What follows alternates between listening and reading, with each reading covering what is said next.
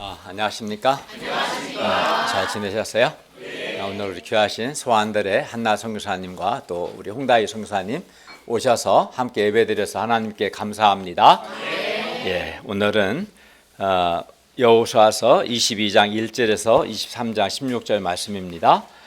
말씀 제목은 너희의 하나님 여호와께 가까이 하라입니다. 요절 23장 8절을 같이 읽겠습니다. 23장 8절입니다. 예, 시작. 오직 너희 하나님 여호와께 가까이 하기를 오늘까지 행한 것 같이 하라. 예, 기도하겠습니다. 은혜로우신 주님, 오늘도 우리가 성부, 성자, 성령 삼위 하나님께 예배드리게 해주셔서 감사합니다. 우리가 드리는 예배가 주님께 감사하고 주님을 찬송하며 주님을 기쁘시게 하는 예배가 되게 해주십시오. 또 한 주간에 우리의 많은 죄 허물을 예수님의 피의 은혜로 다 용서해 주시고 하나님의 말씀을 통해서 우리의 영혼을 소성시키시며 은혜 베풀어 주시기를 기도합니다. 아멘. 예수님의 이름으로 기도했습니다. 아멘. 가나안 정복 전쟁이 끝나고 하나님께서는 이스라엘 자손에게 적과 꿀이 흐르는 가나안 땅을 축복으로 주셨고 그 땅에서 안식하게 하셨습니다.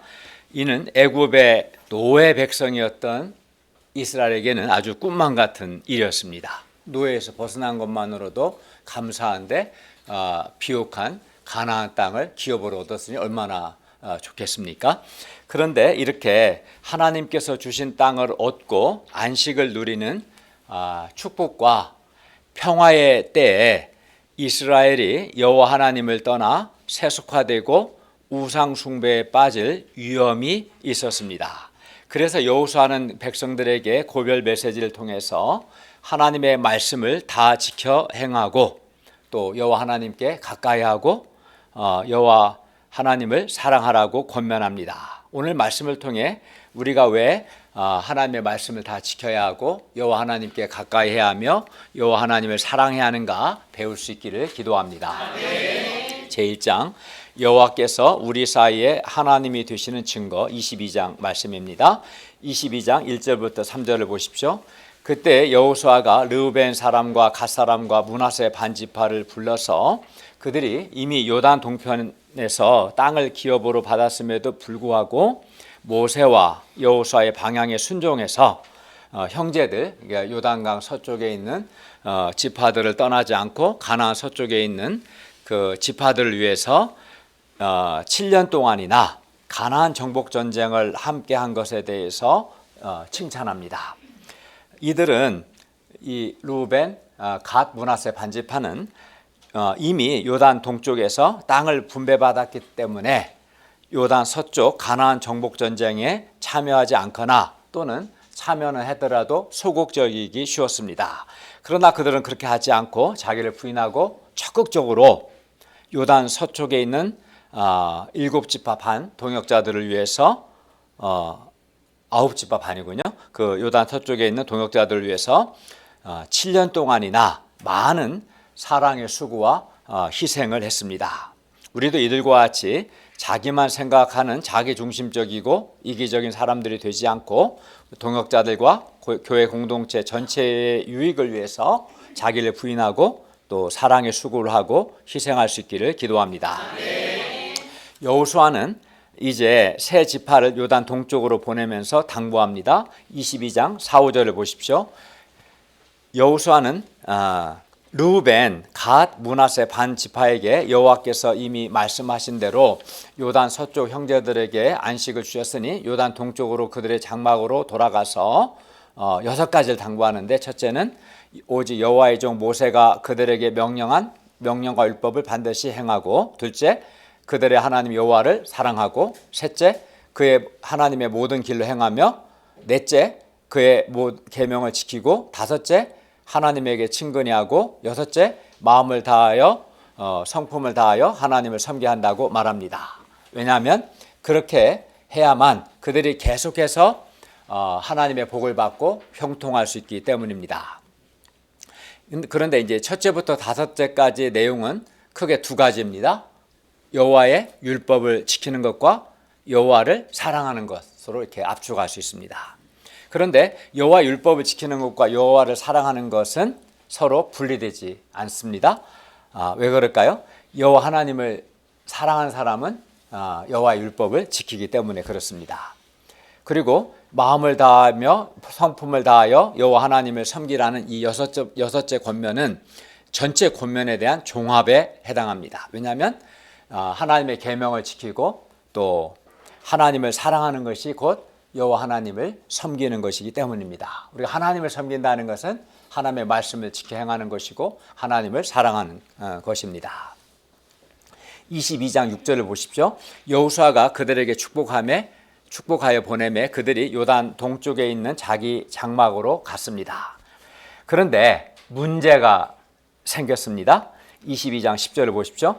르우벤 자손과 므낫세 반지파가 가나안 땅 요단 언덕가에 이르자 거기서 요단가에 제단을 쌓았는데 보기에 큰 제단이었습니다. 이스라엘 자손이 이를 듣자 곧 이스라엘 자손의 온 회중이 실로에 모여서 요단 동쪽에 있는 르우벤, 갓, 므낫세 반 지파와 싸우려고, 즉 전쟁을 하려고 했습니다. 이는 르우벤, 갓, 므낫세 반 지파가 제단을 쌓은 것이 문제가 되었기 때문입니다. 왜냐하면 르우벤, 갓, 므낫세 반 지파가 요단가에 큰 제단을 쌓은 것은 여호와를 거역하는 것이고 여호와를 떠나서 그 제단에서 다른 신을 섬기겠다는 신호로 해석되었기 때문입니다. 하나님은 하나님께서 정하신 곳에 있는 제단 외에 다른 곳 또는 다른 제단에서 하나님께 제사 드리는 것을 엄히 금하셨습니다. 그런데 실로에 이미 여호와의 회막과 제단이 있었습니다. 따라서 다른 제단에서 제사 드리는 것은 명백히 하나님의 말씀에 대한 불순종하는 것이고 이것은 하나님을 거역하는 것입니다. 그리고 여호와를 거역하면 여호와 하나님께서 이스라엘 온 회중에게 진노하십니다. 거역하는 자들뿐만 아니라 이스라엘 전체에게 진노하십니다. 그리하여 22장 13, 14절을 보시면 요단 서쪽 열지파는 제사장 엘르아살의 아들 비느하스를 단장으로 하고 각 지파에서 한 지도자씩 10지도자들 곧 각 지파 수령인 천부장들을 위원으로 하는 진상조사단을 파견했습니다. 그리고 그들이 길르앗 땅에 이르러 르우벤 자손과 갓 자손과 므낫세 반 지파에게 나아가서 그들에게 말합니다. 22장 16절에서 20절입니다. 한마디로 요단 서쪽에 있는 이스라엘 온 회중의 시각에서 볼 때 요단 동쪽에 있는 르우벤, 갓, 므낫세 반 지파가 한 일은, 그러니까 그들이 제단을 쌓은 일은 부올의 죄와 같은 우상 숭배며 또 여호와 하나님께 온전히 바친 물건에 대해 범죄한 아간의 범죄와 같은 여호와를 거역하는 큰 죄라는 거예요. 그들이 요단가에 큰 제단을 쌓았는데 이것은 부올의 죄와 같은 우상 숭배 죄요, 아간의 범죄와 같은 하나님께 대한 큰 범죄다. 이것이 이제 핵심입니다. 부올의 죄는 이스라엘이 시딤에 머물렀을 때 부올이라는 곳에서 모압 여자들과 음행을 하고 또 모압 여자들의 유혹을 받아서 바알 부올이라는 우상에게 우상 숭배했다가 그 결과 우상 숭배 결과 여호와 하나님의 진노, 이때 진노는 연병이었는데 진노가 임했고 이로 인해서 2만 4천 명이 죽은 사건을 가리킵니다. 비느하스와 10명의 대표단이 보기에 요단 동쪽 르우벤, 갓, 므낫세 반 지파가 큰 제단을 쌓은 일은 부올에서 있었던 우상 숭배의 죄를 짓는 것과 같은 것이었습니다. 그리고 이렇게 여호와 하나님을 배역하면, 즉 하나님을 맞서 대들면 여호와 하나님께서 이스라엘 온 회중에게 진노하십니다.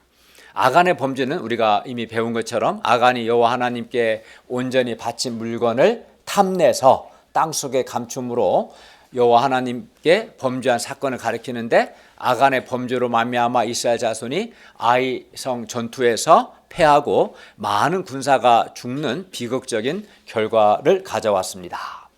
이는 연대성의 원리 곧 이스라엘이 언약 공동체로서 그 구성원 모두가 상호 연대 관계로 묶여 있는 것을 보여줍니다. 우리 교회는 그리스도의 몸이죠. 우리 한 손이 절도를 했다고 해서 손만 감옥 가는 게 아니잖아요.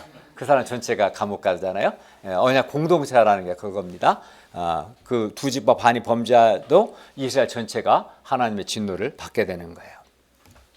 따라서 요단 동쪽 르우벤, 갓, 므낫세 반지파가 큰 제단을 쌓은 행위는 여호와 하나님을 거역하고 배역하는 행위고, 이는 르우벤, 갓, 므낫세 반지파만의 문제로 끝나지 않고 이스라엘 회중 전체에 여호와 하나님의 진노를 가져오게 된다는 겁니다. 22장 21절에서 27절을 보십시오. 요단 동쪽 르우벤, 갓, 므낫세 반지파는 먼저 자신들은 여호와를 거역하거나 여호와 하나님께 범죄하거나 제단에서 그들이 쌓은 제단에서 제사를 드리려는 의도가 전혀 없음을 말합니다. 다음과 같이 우리 22장 22, 23절을 한번 읽어볼까요? 22장 22절과 23절입니다. 시작. 전능하신 자 하나님 여호와, 전능하신 자 하나님 여호와께서 하시나니 이스라엘도 장차하리라. 이리 만일 여호와를 거역함이거나 범죄함이거든 주께서는 우리를 구원하지 마시옵소서. 우리가 제단을 쌓은 것이 돌이켜 여호와를 따르지 아니하려 함이거나 또는 그 위에 번제나 소제를 드리려 함이거나 또는 화목제물을 드리려 함이거든 여호와는 친히 벌하시옵소서. 요단 동쪽 르우벤, 갓, 므낫세 반지파는 자신들이 요단가에 제단을 쌓은 것은 번제를 위함도 아니고 다른 제사를 위함도 아니다. 번제나 소제나 다른 제사를 위해서 우리 하나님 여호와의 성막 앞에 있는 제단 외에 제단을 쌓아서 여호와를 거역하고 오늘 여호와를 따르는 데에서 돌아서려는 것은 결코 아니다라고 아주 단호하게 말했습니다. 르우벤, 갓, 므낫세 반지파가 요단가에 제단을 쌓은 이유는 번제나 다른 제사를 드리려거나 또는 다른 이방 신을 섬기려는 게 아니고 그들도 여호와 하나님께 속했다는 것을 증거하기 위한 것이라는 거예요. 27절과 28절 하반절에 보면 이렇게 말하죠. 우리와 너희 사이와 우리 후대 사이에 27절 증거가 되게 할 뿐이다. 그리고 28절 하반절도 오직 우리와 너희 사이에 증거만 되게 할 뿐이라 이렇게 말했습니다. 22장 30절을 보십시오. 제사장 비느하스와 그와 함께한 회중의 지도자들 곧 이스라엘 천천의 수령들이 르우벤 자손과 갓 자손과 므낫세 자손의 말을 듣고 좋게 여겼습니다. 22장 34절을 다 같이 읽겠습니다. 34절입니다. 시작. 르우벤 자손과 갓 자손이 그 제단을 에시라로 불렀으니 우리 사이에 이 제단은 여호와께서 하나님이 주시는 증거라 함이었더라. 즉 여호와께서 너희의 하나님도 되시고 또 여호와께서 우리의 하나님도 되신다는 증거라는 거죠. 이 제단이 여기서 엣은 증거라는 뜻입니다. 그래서 이 제단은 이제 요단 서쪽 이스라엘 자손과 요단 동쪽 이스라엘 자손 사이에 여호와께서 그들의 하나님이 되신다는 증거입니다. 왜냐하면 같은 모양의 제단이잖아요. 이걸 통해서 여호와께서는 요단 서쪽의 지파들의 하나님도 되시고 요단 동쪽 지파의 하나님도 되신다. 그 근거는 봐라, 제단이 같은 모양이지 않냐, 증거를 위해서 제단을 쌓은 거였다, 이렇게 말한 거죠. 르우벤, 갓, 므낫세 반지파가 요단가에 쌓은 이 제단은 서쪽과 동쪽이 서쪽의 지파들과 동쪽에 있는 두 지파 반이 하나의 신앙 공동체임을 증거합니다. 같은 하나님을 섬기는 같은 신앙 공동체임을 보여줍니다. 제단의 모양이 같은 걸 통해서 요단 서쪽에 있는 이스라엘 자손들이 진상조사단을 파견했다는 것은 하나님께 대한 그들의 열정이 살아있다는 증거입니다. 하나님께 대한 그들의 신앙은 불타고 있었습니다. 이는 그들이 가나안 정복 전쟁 과정을 통해서 여호와 하나님의 살아계심과 여호와 하나님께서 일하시는 것을 두 눈으로 분명히 보아왔기 때문입니다. 여리고 성이 무너지는 것도 봤고, 그죠? 아이성 전투 패배도 경험했고, 또 가나안 남부 여러 도시 국가들과 전쟁도 경험했고 또 해가 멈추는 사건도 경험했고, 그죠? 하나님이 살아계신 것과 하나님께서 일하신 것을 그들이 분명히 두 눈으로 보았기 때문에 여호와께 대한 열정이 있었던 거죠. 한편 루벤, 갓, 므낫세 반 지파가 요단가에 제단을 쌓은 것도 그들이 여호와 하나님께 속했다, 여호와께서 그들의 하나님도 되신다는 것을 증거하기 위함이었습니다. 그만큼 루벤, 갓, 므낫세 반 지파 역시 여호와 하나님께 대한 열정이 불타고 있었는데, 이는 그들 역시 여호와께서 자기들 위해 싸우시고 가나안 땅의 대적들을 몰아내시는 것을 두 눈으로 분명히 보고 알았기 때문이었습니다. 비록 처음에는 오해가 있었으나 이스라엘 자손들 모두 여호와 하나님께 속하고자 하고 여호와 신앙을 지키고자 하는 열정이 있었습니다. 우리 역시 이러한 신앙적인 열정이 있어야 합니다. 여호와 하나님께 속하고자 하는 열정, 여호와 신앙을 지키고자 하는 그런 열정이 우리에게도 있어야 합니다. 그러면 우리에게 있어서 우리가 여호와 하나님께 속했고 우리가 같은 신앙 공동체임을 증거하는 것은 무엇입니까? 같은 UBF 간판일까요? 전 세계 어디나 UBF 간판이 있죠. 물론 이것도 우리가 같은 공동체임을 말해주는 증거입니다. 그러나 더 중요한 증거는 같은 신앙, 같은 사명입니다. 동일한 하나님, 동일한 성경을 믿고 또 게다가 사명까지 같을 때, 사명까지 하나일 때 진정한 하나가 됩니다. 말씀 중심의 삶과 캠퍼스 제자양성의 사명은 우리를 하나로 묶어줍니다. 어떤 UBF도 말씀 중심의 삶을 살고자 하고 캠퍼스 제자양성 사명을 감당하고자 하기 때문에 우리가 하나를 묶어주는 거죠. 우리는 국내든 선교지든 어디에 있든지 성경부를 통해서 성부, 성자, 성령 삼위 하나님이 어떤 분이시고 삼위 하나님께서 어떤 일을 행하셨는가를 우리는 성경부를 통해 배웁니다. 우리는 또 하나님의 말씀을 깊이 받고 하나님의 말씀을 순종하기 위해서 소감을 씁니다. 전 세계 UBF가 똑같습니다. 우리는 이렇게 말씀을 순종하기 위해서 애씁니다. 그리고 이것이 우리를 하나로 묶어주는 우리의 정체성이고 우리가 같은 신앙 공동체임을 증거해 줍니다. 그런데 어떤 사람은 이러한 우리의 정체성을 폐쇄성으로 오해합니다. 또는 정체성을 강조하는 것을 율법적이라고 비판합니다. 하지만 정체성이 분명하지 않으면 그 공동체의 존재 목적은 사라집니다. 한 공동체가 유지되려면 정체성이 분명해야 합니다. 우리가 여호와 하나님께 속하고 여호와 신앙을 지키고자 하는 열정을 가지기를 기도합니다. 그리고 철저히 하나님 말씀 중심의 삶을 살고 캠퍼스 제자양성의 사명을 감당하기를 기도합니다. 제2장 오직 너희의 하나님 여호와께 가까이 하라 23장 말씀입니다. 우리 23장 1절을 보십시오. 여호와께서 주의 모든 원수들로부터 이스라엘을 쉬게 하신 지 오랜 후에 여호수아가 나이 많아 늙은지라. 여호와 하나님께서 이스라엘을 쉬게 하셨습니다. 즉 안식을 주셨어요. 그래서 이제 싸움이 없습니다. 전쟁이 없습니다. 사방에 대적이 없습니다. 그러면 대적이 없고 이렇게 싸움이 없을 때, 안식의 때와 대적이 있고 싸움이 있을 때, 전쟁의 때의 차이점이 뭘까요? 대적이 있고 싸움이 있으면 어떻게 할까요? 긴장할 수밖에 없죠. 전쟁 중에는 대적이 있고 싸움이 있으면 긴장하게 되고 깨어있게 됩니다. 반면 대적이 없고 싸움이 없으면 안식의 때, 평화의 때가 되면 안일에 빠질 수 있습니다. 싸움과 긴장이 없으면 사람은 안일과 게으름에 빠지고 신앙적으로 타락하기 쉽습니다. 게다가 여호수아는 나이 많아 늙어 이제 죽음이 얼마 남지 않았습니다. 그래서 여호수아는 고별 메시지를 전합니다.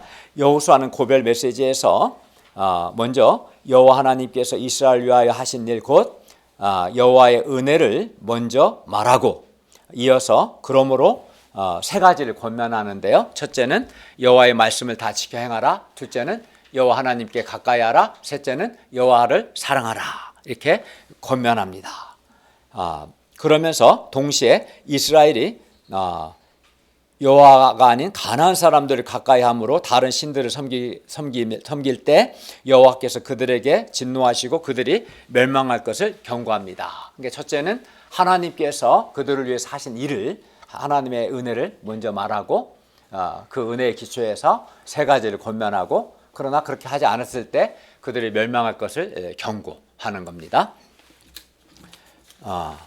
23장 2절을 보십시오. 여호수아가 온 이스라엘 곧 그들의 장로들과 수령들과 재판장들과 관리들을 불러다가 그들에게 말합니다. 여호수아는 먼저 여호와 하나님께서 그들을 위해서 하신 일들을 말합니다. 그것이 뭡니까?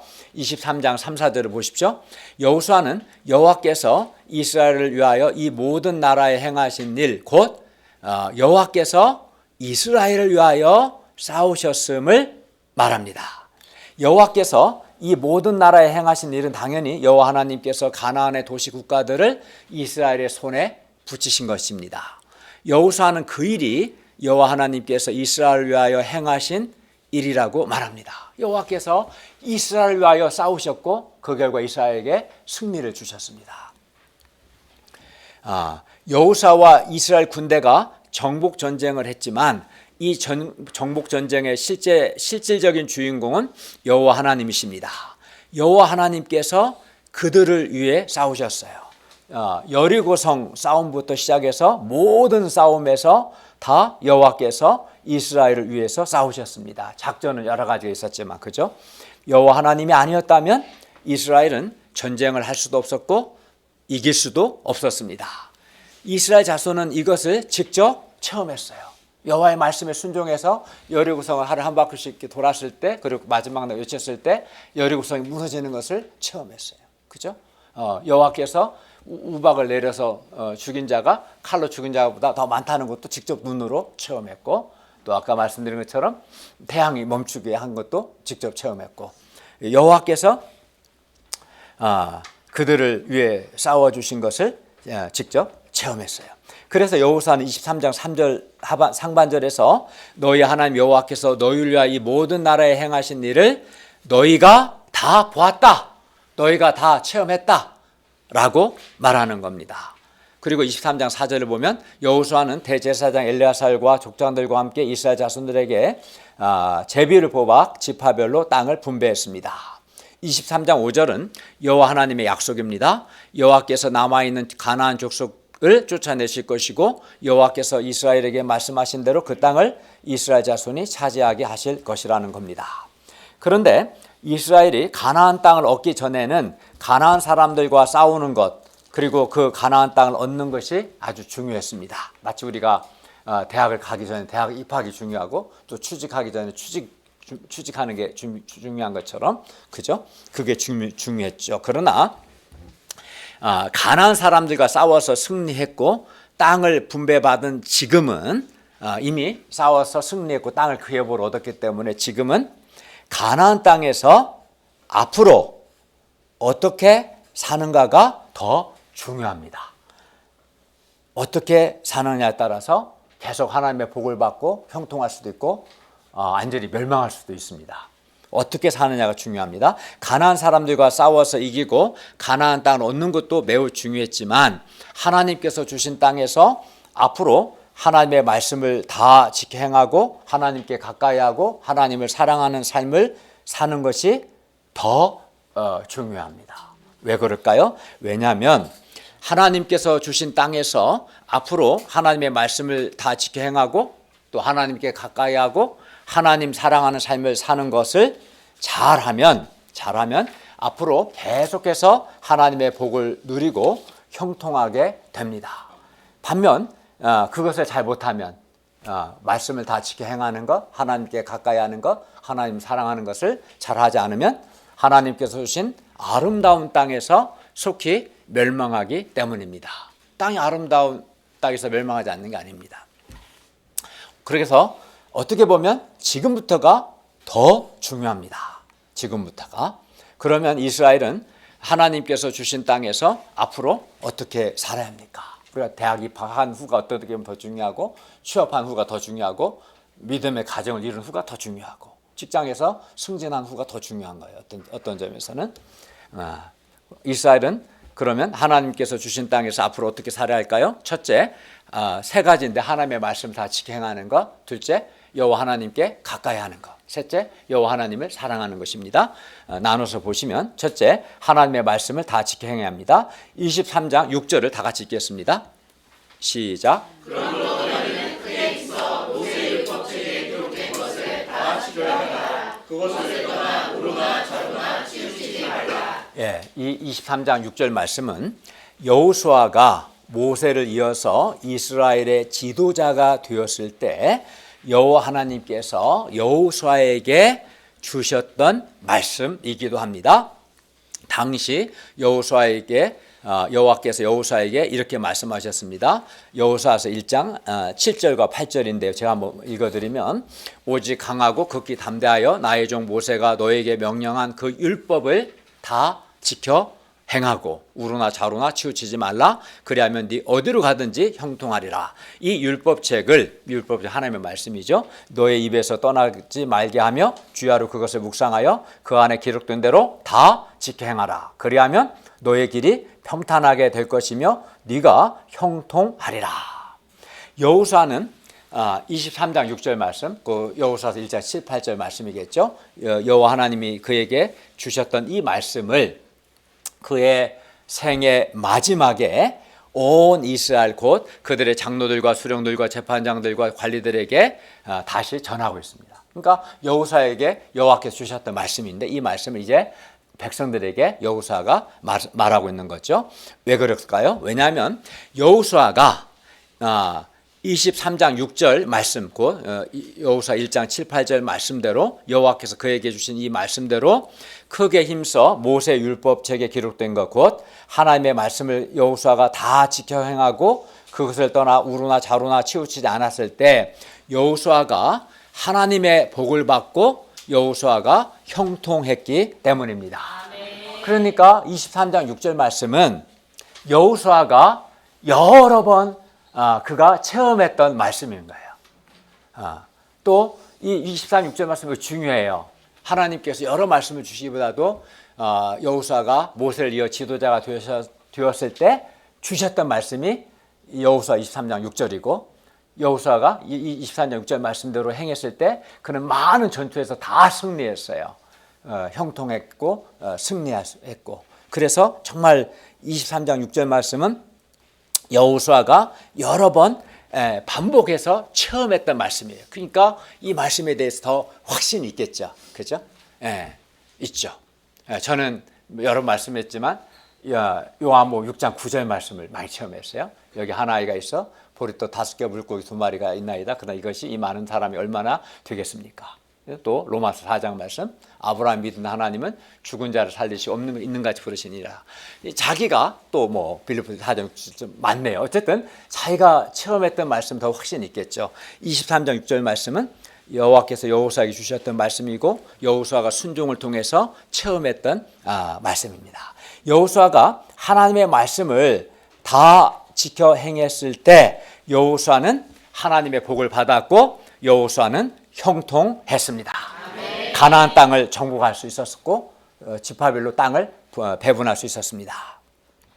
따라서 우리 역시 그 무엇보다 우리가 아주 크게 힘써야 하는 것은 하나님의 말씀을 다 지켜 행하는 겁니다. 힘을 써야 돼요. 저절로 지켜지지 않습니다. 크게 힘써야 돼요. 크게 힘써야 하는 것은 하나님의 말씀을 다 지켜 행하는 겁니다. 그리하면 우리도 여호수아처럼 어떻게 되겠어요? 하나님의 복을 받고 우리도 형통하게 될 것입니다. 그런데 어떤 사람은 여호와의 말씀을 다 지켜 행해야 하지 않고 선택적으로 지키려고 하는 것을 봅니다. 본인이 순종하고 싶은 말씀은 순종하지만 순종하기 싫거나 또는 부담스러운 말씀은 순종하려고 하지 않아요. 그러나 이러한 태도는 잘못된 겁니다. 말씀을 다 지켜 행해야지 선택적으로 이렇게 하는 것은 옳지 않습니다. 하나님이 선택적으로 하라고 하지 않았습니다. 말씀 다 지켜 행해야 합니다. 그리고 우리는 또 우루나 좌루나 치우치지 않아야 합니다. 여기서 우루나 좌루나 치우치지 않는다는 것은 어떤 경우에도 하나님의 말씀을 벗어나지 않는 것을 의미합니다. 사람이 언제 우루나 좌루나 치우칩니까? 언제 치우칩니까? 사람이 자기 유익 때문에, 어떤 사람은 자기 유익을 위해서 하나님의 말씀을 벗어나는 것을 봅니다. 그러나 우리는 하나님의 말씀을 어떤 경우에도 벗어나지 않아야 합니다. 하나님의 말씀이 우리 삶의 절대적인 기준이 되어야 합니다. 내 유익을 위해서 말씀을 우로 벗어나든 좌로 벗어나든 벗어나면 안 되는 거예요. 둘째, 여호와 하나님께 가까이 해야 합니다. 23장 7절부터 10절 말씀입니다. 이방인들과 이방신들을 가까이 하지 말아야 합니다. 23장 7절을 보십시오. 네 가지를 하지 말아야 하는데요. 그러니까 여호수아는 이방인들을 가까이 하지 말고 여호와 하나님께 가까이 해야 한다라고 권면합니다. 그리고 23장 7절에서 네 가지를 하지 말아야 합니다. 그들 중에 남아있는 이 민족들 중에 들어가지 말라. 첫째. 둘째는 그들의 신들의 이름을 부르지 말라. 셋째는 신들을 가리켜 맹세하지 말라. 넷째는 그것을 섬겨서 그것들에게 절하지 말라입니다. 이 네 가지 출발점은 남아있는 이 민족들 중에 들어가지 말라는 거예요. 들어가지 말라. 들어가는 것부터 시작되기 때문에 여기서 이 민족들 중에 들어간다는 것은 23장 12절을 보면 그들 중에 남아있는 민족들을 가까이 하여 더불어 혼인하며 서로 왕래하는 것을 의미합니다. 들어가지 말라는 것은 한마디로 가까이 하지 말라는 것입니다. 왜냐하면 가까이 하다 보면 혼인도 하게 되고 그들과 서로 왕래도 하게 되고 그들의 생각과 그들의 신앙도 받아들이게 되기 때문입니다. 우리가 가까이 하는 것에 영향을 받는다는 것을 알아야 합니다. 내가 가까이 하는 것에 영향을 받습니다, 사람은. 그런데 여호수아가 볼 때 이스라엘 백성이 가나안 사람들, 이방인들을, 불신자들을 가까이 할 위험이 있었습니다. 이방인, 즉 오늘날 불신자겠죠. 불신자를 가까이 하게 되면 자연히 불신자의 가치관, 생활 양식도 가까이 하게 되고 심지어는 그들과 결혼도 하게 되고 그들의 신앙까지, 그들의 종교까지도 가까이 하게 됩니다. 말씀드린 것처럼 그리고 가까이 하는 것에 영향을 받게 되는 겁니다. 물론 이 말씀이 불신자들과는 어떤 교제도 하지 말라 이런 말씀은 결코 아닙니다. 이 말씀은 불신자들을 우리가 예수 그리스도의 복음을 전해야 할 전도의 대상으로 생각을 해야지 그들을 인간적으로 의지한다거나 불신자들의 생각이나 가치관, 삶의 방식 등의 영향을 받아서는 안 된다는 뜻입니다. 완전히 관계도 안 맺으면 학교는 어떻게 다니고 직장생활 어떻게 하겠어요? 그죠? 그런 말이 아니라 불신자들을 인간적으로 의지하거나 그들의 영향을 받아서는 안 된다는 거예요. 다음으로 이스라엘이 이방인들을 가까이 할 수 있는 두 번째 이유는 당시 유목 생활을 했던 이스라엘이 가나안 땅에서 농경 생활을 하기 위해서는 가나안 땅에 있는 풍요와 다산을 상징하는 여러 우상들을 섬겨야 할 것만 같습니다. 그래야 이 가나안 땅에서 풍요로운 삶을 살 수 있지 않을까, 이런 이제 유혹이 있는 거죠. 그렇다고 해서 이스라엘이 여호와 하나님을 완전히 버리는 것은 아닙니다. 여호와도 섬기고 가나안의 여러 우상들도 섬기는 거예요. 가나안의 물질적 풍요와 화려함도 섬기는 겁니다. 추구하는 거죠. 이것을 일반적으로 혼합주의라고 불러요. 여호와도 섬기고 가나안의 우상들도 섬기는 것. 기독교에서는 세속주의라고도 부릅니다. 그리고 사람들의 마음속에 물질적으로 풍요롭고 화려한 삶을 살고자 하는 욕망이 있기 때문에 어느 시대나 세속주의의 유혹이 큽니다. 오늘날도 그렇죠. 하나님을 버리고 싶진 않죠. 버렸다가 지옥 갈 것 같으니까. 그렇지만 세상의 화려함과 물질적 풍요도 추구하고 싶죠. 그러다 보면 이제 세속주의에 빠지는 거죠. 세속주의 유혹이 큽니다.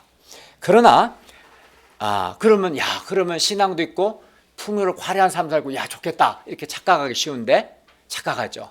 그러나 우리가 분명히 알아야 할 것은 이러한 세속적인 삶에는 하나님께서 주시는 영생의 기쁨과 행복이 결코 없다는 것입니다. 그 화려함과 풍요로움 속에 영생이 없어요. 영생의 기쁨과 하나님의 생명과 하나님의 은혜와 하나님의 긍휼과 하나님의 도우심, 영생의 기쁨, 행복이 없어요. 없습니다. 그리고 세속적인 삶에 대해서 하나님께서 진노하시고 세속적인 삶의 끝은 멸망입니다. 그걸 아셔야 합니다. 그리고 이제 여호와 하나님께 가까이 합니다. 그러니까 이방인들 불신자들 가까이 하지 말고 여호와 하나님께 가까이 합니다. 22장 8절을 읽겠습니다. 시작. 오직 너희 하나님 여호와께 가까이 하기를 오늘까지 행한 것 같이 하라. 이스라엘 자손은 이방인들을 가까이 하지 말고 하나님을 가까이 하는 삶을 살아야 합니다. 예를 들어 이제 부부가 아주 서로 저희처럼 부부가 아주 친밀하고 서로 사랑하면 틈새가 생기지 않습니다. 그래서 제3자가 그 틈새를 비집고 들어오지 못합니다. 틈새가 없으니까. 반면 부부가 서로 친밀하지 않고 불화하면 이제 틈새가 생기게 되고 제3자가 그 틈새를 비집고 들어와 유혹할 수 있습니다. 그러니까 부부가 친밀해야죠. 마찬가지로 이스라엘 자손은 가나안의 여러 우상들과 불신적인 세력이 비집고 들어올 틈새가 생기지 않도록 여호와 하나님께 가까이 해야 합니다. 여호와 하나님께 밀착해야 돼요. 그러면 틈새가 생기지 않습니다. 다른 것이 들어올 틈새가 안 생깁니다. 이스라엘 자손이 우상 숭배나 이방화나 세속화의 유혹에 넘어가지 않는 유일한 방법은 여호와 하나님께 가까이 하는 것입니다. 그러니까 그래서 실제 여호와 하나님께 가까이 하지 않는 사람은 틈새가 너무 많아요. 구멍 이렇게 뻥뻥 뚫려서 그 안에 온갖 세상 정욕과 유혹이 들어오고 막 그러는 것을 봐요. 본질은 하나님께 가까이 하지 않기 때문에 그렇습니다. 하나님께 가까이 하지 않는 한 그 틈새는 메워지지 않습니다. 계속 있고 계속 유혹이 끝도 한도 없을 겁니다. 그래서 우리가 세속화되지 않을 수 있는 유일한 방법은 하나님께 가까이 하는 것인데요. 그런데 하나님은 영이시기 때문에 하나님 영이시다는 하나님 우리한테 신체가 없죠. 그래서 우리 눈에 보이지 않습니다. 하나님 보이지 않는 우리가 어떻게 하나님께 가까이 할 수 있겠습니까? 우리가 하나님의 말씀, 기록된 하나님의 말씀을 가까이 하고 우리가 기도에 힘쓰는 것을 통해서 우리는 하나님께 가까이 할 수 있습니다. 아멘. 말씀을 가까이 하고 기도에 힘쓸 때 우리는 하나님과 깊은 교제 안에 들어가게 되고 하나님을 가까이 하게 되고 그러면 틈이 생기지 않습니다. 영생의 기쁨이 있습니다. 만족이 있습니다. 그리고 우리가 여호와 하나님께 가까이 하는 삶을 살 때 첫째는 세속화의 위험을 극복할 뿐만 아니라 둘째는 우리가 하나님의 복을 받고 형통하게 됩니다. 23장 9절을 보시면 이스라엘이 하나님께 가까이 했을 때 여호와 하나님께서 강대한 나라들을 그들 앞에서 쫓아내셨으므로 그들에게 맞선 자가 하나도 없었습니다. 앞으로도 그럴 것입니다. 또 23장 10절을 보시면 그들이 여호와 하나님을 가까이 하면 그들 중 한 사람이 1000명을 쫓아낼 것입니다. 그러니까 일당 100이 아니라 일당 1000이죠. 한 명이 1000명을 당해낸다는 겁니다. 왜냐하면 여호와 하나님께서는 여호와 하나님께 가까이 하는 사람을 위하여 싸워주시기 때문입니다. 여호와 하나님께 가까이 할 때 하나님의 복을 받고 그의 인생이 형통하게 됩니다. 아멘. 영생의 기쁨이 있고 영생의 행복이 있습니다. 셋째, 마지막으로 여호와 하나님을 사랑해야 합니다. 23장 11절 읽겠습니다. 시작. 그러므로 스스로 조심하여 너희 하나님 여호와를 사랑하라. 우리는 스스로 조심하여 여호와를 사랑해야 합니다. 어떻게 하는 게 여호와를 사랑하는 걸까요? 우리의 마음과 우리의 생각에 우리가 누군가 사랑하면 늘 마음과 생각 그 사랑하는 대상이 있잖아요. 그처럼 우리 마음과 생각에 늘 여호와 하나님이 있어야 합니다. 어떻게 하면 하나님을 기쁘시게 할까? 하나님을 사랑하는 사람은 하나님 생각을 많이 합니다. 우리는 스스로 조심하여 여호와를 사랑해야 합니다. 우리가 하나님을 사랑하고 가까이하고 하나님을 사랑하는 삶을 살 때 우리는 세속화의 유혹을 이길 뿐만 아니라 하나님의 복을 받고 우리 인생이 형통하게 될 것입니다. 그러나 이스라엘이 여호와 하나님께 가까이 하지 않고 이방인들 불신자들을 가까이 하면 어떻게 됩니까? 23장 12절, 13절, 14절, 15절은 이스라엘이 여호와 하나님께 가까이 하지 않고 여호와 하나님을 사랑하지 않고 이방인들을 가까이 하면 반드시 멸망할 것에 대한 경고의 말씀입니다. 23장 12, 13절을 보십시오. 여호수아는 특별히 이방인들과의 혼인 관계를 언급합니다. 모세도 가나안 사람과의 혼인 관계를 엄히 금지했습니다. 왜 그랬을까요? 왜냐하면 혼인 관계는 둘이 하나가 되는 관계이며 인간이 맺는 가장 친밀한 관계이기 때문에 그렇습니다. 따라서 이방인들 곧 불신자들과의 혼인은 불신자들의 영향을 받아 여호와 하나님께 대한 절대적이고 순수한 신앙을 잃어버리게 하고 신앙적인 타락을 가져옵니다. 그 대표적인 예가 누굽니까? 솔로몬입니다. 여호수아는 이스라엘 자손이 남아있는 이방인들 불신자들 가까이 할 경우에 있을 불행과 고통을 경고합니다. 가까이 우상들을 가까이 하고 불신자를 가까이 하면 좋을 것 같지만 전혀 그렇지 않습니다.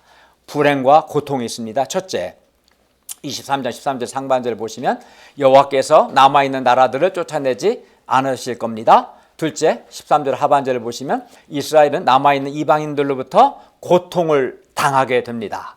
올무와 덫과 옆구리의 채찍, 눈의 가시는 이스라엘이 당할 고통을 가리킵니다.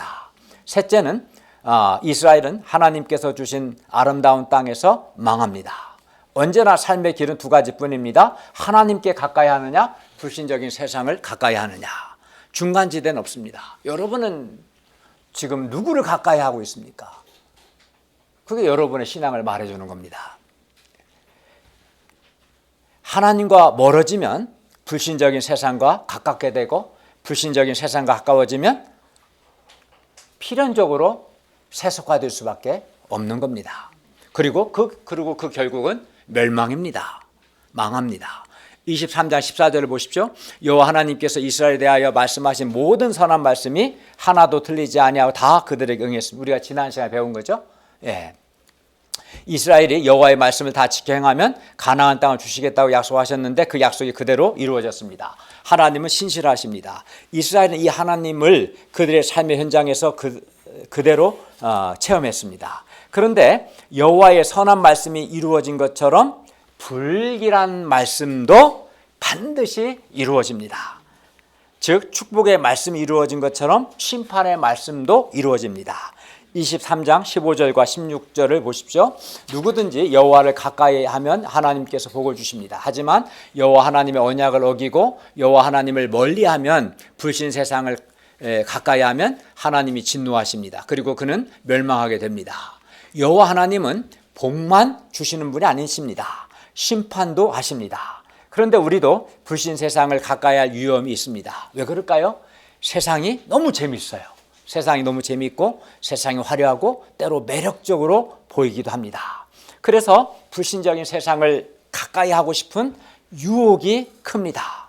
그러나 우리가 하나님께 가까이 하지 않고 세상을 가까이 불신적인 세상을 가까이 하게 되면 우리는 하나님께 대한 순수하고 절대적인 신앙을 잃어버리게 되고 세상 정욕이나 세상의 화려함이나 세상 돈 등을 우상 숭배하게 되고 그 결과 하나님의 진노가 우리에게 임하여 우리는 망하게 됩니다.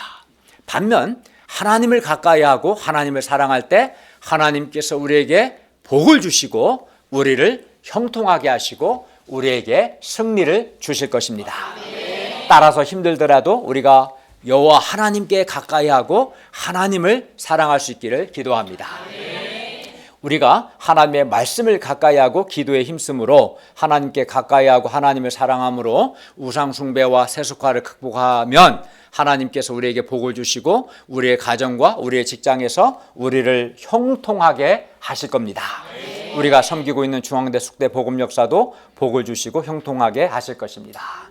결론입니다. 우리가 왜 여호와 하나님의 말씀을 다 지켜 행해야 합니까? 우리가 왜 하나님을 가까이 하고 하나님을 사랑해야 합니까? 왜냐하면 우리가 하나님의 말씀을 다 지켜 행하고 우리가 하나님께 가까이 하고 하나님을 사랑하면 우리가 세속화나 우상 숭배의 유혹을 이길 뿐만 아니라 하나님께서 우리에게 복을 주시고 우리를 형통하게 하시기 때문입니다. 반면 우리가 하나님의 말씀을 다 지켜 행하지 않고 하나님께 가까이 하지도 않고 하나님을 사랑하지 않으면 우리는 세상 정욕이나 세상 화려함 또는 돈 등을 우리는 우상 숭배하게 되고 그 세속화되어서 그 결과 하나님의 진노가 우리에게 임하여 우리가 망하게 되기 때문입니다. 축복의 말씀만 임하는 게 아닙니다. 심판의 말씀도 임합니다. 그러므로 우리가 하나님의 말씀을 다 지켜 행하고 하나님께 가까이 하며 하나님을 사랑할 수 있기를 기도합니다. 기도하겠습니다. 은혜로우신 주님, 우리가 축복을 받고 평화의 때에 어떻게 살아야 하는가 오늘 말씀을 통해 가르쳐 주셔서 감사합니다. 하나님의 말씀을 다 지켜 행함으로 하나님의 복을 받고 형통하게 해주시고 또 하나님께 가까이 하는 말씀을 붙들고 기도에 힘쓰므로 하나님께 가까이 함으로 세상 정욕이나 세속화의 유혹을 이기고 도리어 하나님의 복을 받고 영생의 기쁨을 누리며 형통하게 도와주시옵소서. 예수님의 이름으로 기도하였습니다. 아멘.